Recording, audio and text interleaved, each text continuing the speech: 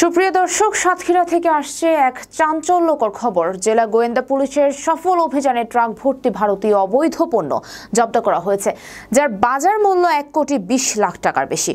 ঘটনাটি ঘটে বুধবার সন্ধ্যা 6:45টার দিকে সাতক্ষীরার কলারোয়া উপজেলার বেলতলা নামক স্থানে।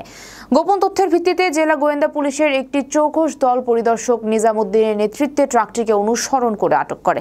ট্রাকটি থামানোর সময় ড্রাইভার পালিয়ে গেলেও হেলপার মফিজুল ইসলাম ডাবলুকে আটক করা হয়। তিনি সাতক্ষীরা শহরের মধুর মোল্লার ডাঙ্গি এলাকার বাসিন্দা। জব্দ করা পণ্যের তালিকায় রয়েছে 1150 পিস ভারতীয় উন্নত মানের শাড়ি, 600 গজ টিস্যু জর্জেট থান কাপড়, 451 বস্তা ভারতীয় চায়না ক্লে পাউডার, 71 বস্তা সাদা পাউডার ও সাগুর দানার মতো কেমিক্যাল পদার্থ। এসব পণ্যের মোট বাজার মূল্য 1,20,20,600 টাকা বলে জানান পুলিশ সুপার মোহাম্মদ মনিরুল ইসলাম।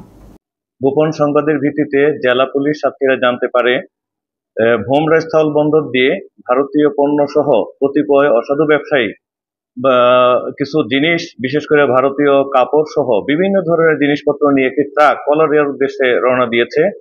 এই সংবাদ প্রাপ্তির সাথে সাথে জেলা পুলিশের ডিবির একটি চৌকস দল পুলিশ ইন্সপেক্টর নিজামুদ্দিন মোল্লার নেতৃত্বে একটা অভিযান পরিচালনা করে।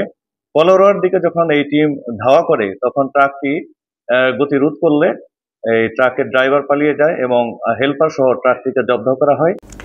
প্রেস ব্রিফিংয়ে তিনি জানান, ভোমরা স্থলবন্দর হয়ে রিয়াদ ট্রান্সপোর্ট এজেন্সির মাধ্যমে এই মালামাল বাংলাদেশে প্রবেশ করে। তবে C&F এজেন্ট কারা এবং এই চক্রের পেছনে কারা রয়েছে তা ডিবির অধিকতর তদন্তে বেরিয়ে আসবে।